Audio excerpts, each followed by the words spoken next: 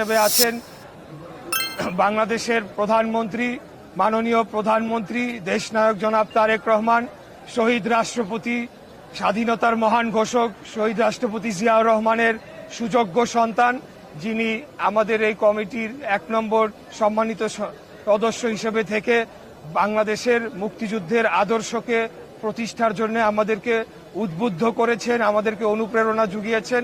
ইনশাআল্লাহ আগামী দিনে মুক্তিযুদ্ধের আদর্শকে আমরা প্রতিষ্ঠার জন্য এবং যে কারণে মুক্তিযুদ্ধ হয়েছিল সেটিকে সঠিকভাবে বাস্তবায়ন করা হয় নাই। ৭১-এর পরেই আমরা শুনতে পেয়েছি এবং আমাদের বীর মুক্তিযোদ্ধাদের মুখে জেনেছি যে একটা ভয়াবহ দুঃশাসন এবং একদলীয় চাপিয়ে দেওয়া হয়েছিল। এরপরে বিগত ৫৫-৫৪ বছর ধরে মুক্তিযুদ্ধের যে মূল লক্ষ্য ছিল সেটির থেকে বারবার দেশ বিচ্যুত হয়েছে।